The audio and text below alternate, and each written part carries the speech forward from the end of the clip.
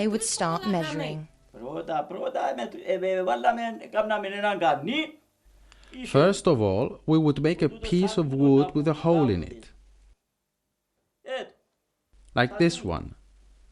It probably goes back to my grandfather's days. This way, we would take some wine from the pot and pour it in the glass. We would look at it and see if it were black or red. We would taste it and see if it tasted good before we opened the pot.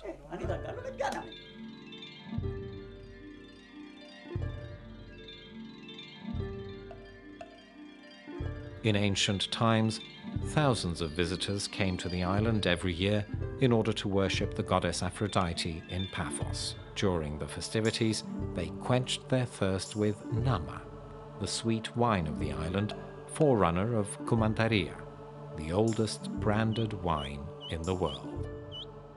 Cyprus wine was well known to foreigners. After the island was bought by the Knights Templar, the oldest local wine was renamed Kumandaria. This name was given to the wine manufactured at the large commanderie at Colossi, first ruled by the Knights Templar and then by the Knights of St. John. Since then, the Kumandaria region has been inescapably linked with this wine, whose method of production remains the same up to the present. It would not be an exaggeration to claim that the production process remains the same as the one described by Hesiod 2,000 years before the Crusaders arrived. When Orion and Sirius are high in the sky, and Io meets Arcturus, go forth and collect the grapes and take them home. Leave them out in the sun for 10 days and nights. Then cover them for 5 days, and on the 6th day, press these gifts of Dionysus in big containers.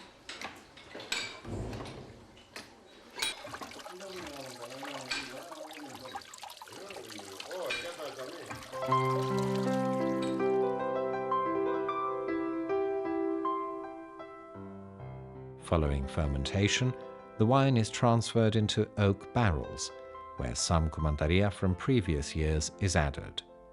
There, it remains for a period not less than 2 years.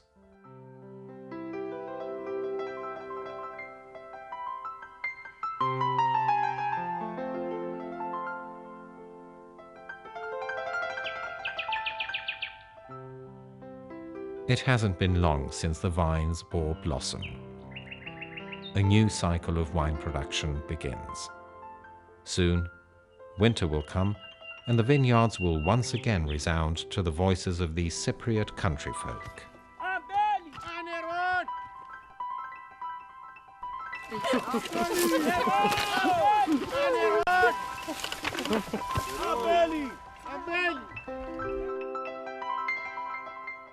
Greetings to you, O grower, your vineyard having hoed.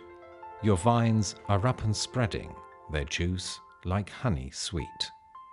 Dig deep within your being as well, O warrior with arms of steel, so that your souls, the holy vine, may bear such bounteous fruit that even angels joyfully would spread their wings around it.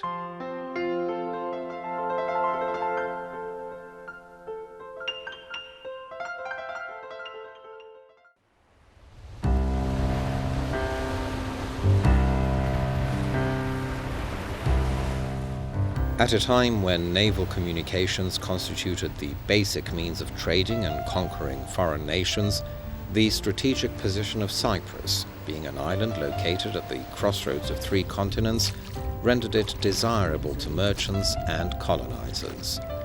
Franks, Venetians, Turks, and the British are but a few of the long list of conquerors of Cyprus through the ages. In their passage through the island, they left behind pieces of astounding architecture that are of historical significance. Such examples are the medieval castles that still stand, defiant of time, as a reminder of an era filled with mysticism, knighthood, love liaisons, and mischief.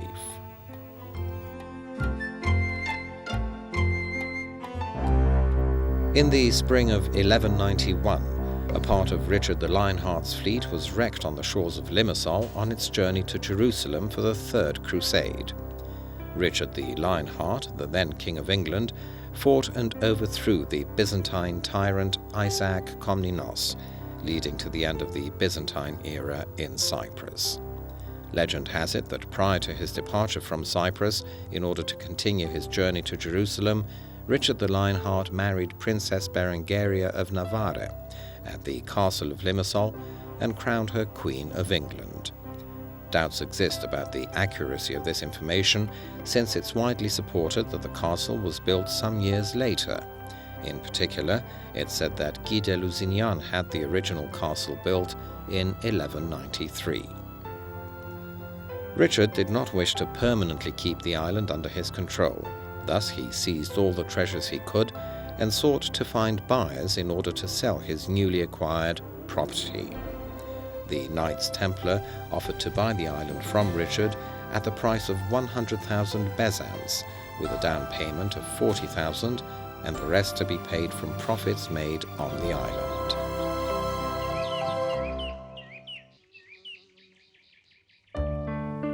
The Castle of Colossi has been widely associated with the Knights Templar and the Knights of the Order of St. John.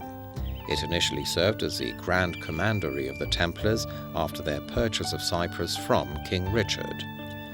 After the fall of Acre in 1291, it was used for some years as the headquarters of the Knights of the Order of St. John of Jerusalem. The Knights of St. John, being connoisseurs of good wine, developed and mastered the production of Commandaria, a marvelous sweet wine of international fame produced only in Cyprus. Commandaria is today recognized as probably the oldest wine appellation. As L. von Suchen observed in 1336, Cypriots are the best and heaviest drinkers in the entire world.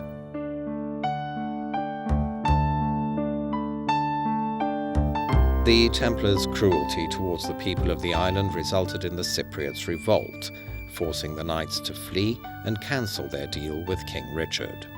His quest for a new buyer led to Guy de Lusignan, signaling the beginning of the Frankish domination in Cyprus that lasted for 300 years.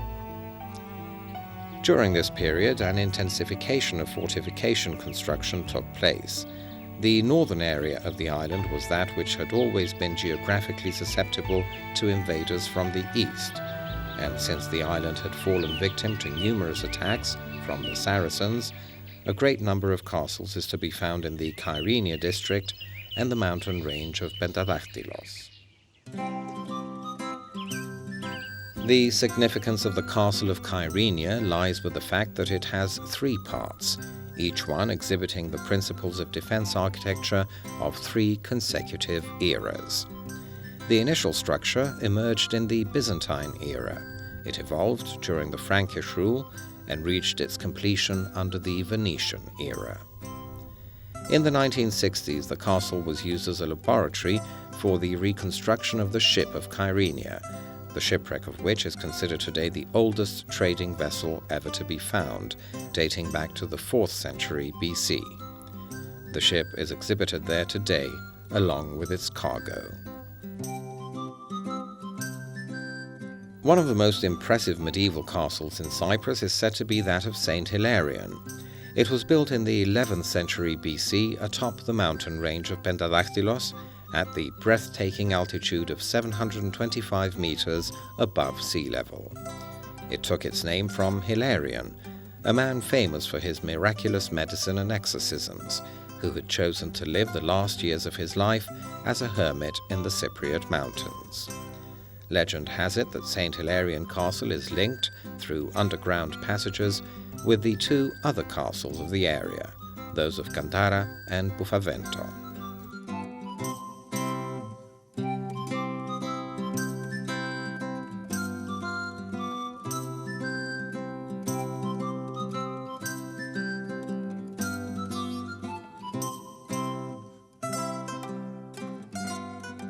Ensuring efficient defense from Arab raids meant that forts had to be maintained on the southern as well as the western shores of the island. In these areas are located the castles of Larnaca, Famagusta, and Paphos.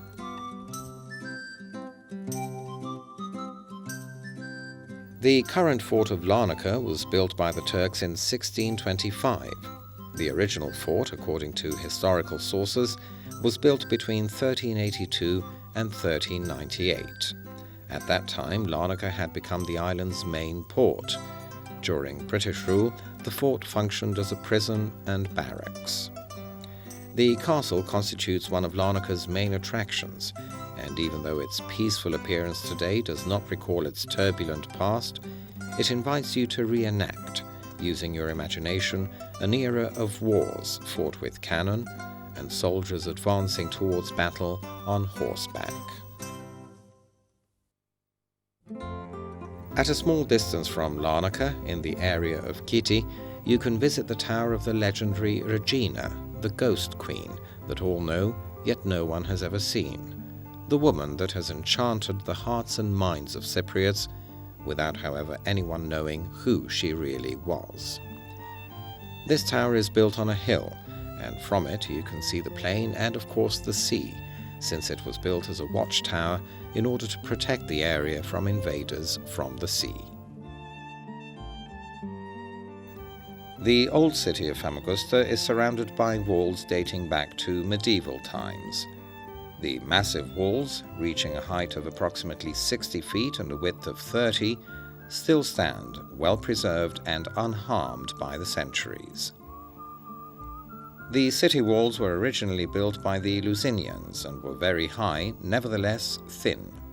After the Venetians captured the island from the Lusinians, they brought over specialists from Venice to fortify the walls against artillery fire, particularly to protect themselves from the Ottomans. Two of the original gates of the Famagusta walls still stand: Porta del Mare, the sea gate, and Ravaillain bastion, the land gate. One of the worth mentioning structures of the walls is Othello's Tower. This tower is mentioned in one of Shakespeare's most popular plays, Othello.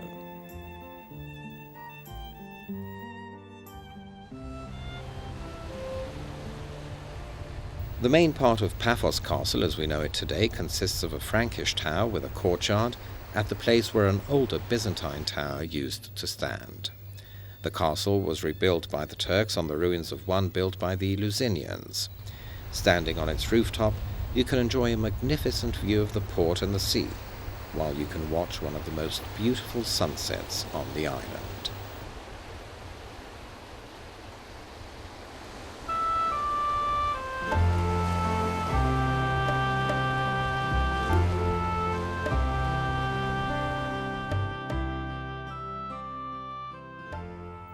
Saranda Colones is another renowned castle of Paphos belonging to the Byzantine era.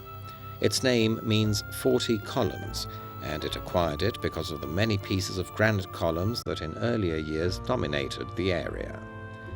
The castle was destroyed by an earthquake in 1222 and was not rebuilt, but its remains are still a must-see attraction. Last but not least, the Gates of Nicosia are a magnificent fortification structure constructed during the Venetian rule. They form part of a circular defense wall around the original city of Nicosia.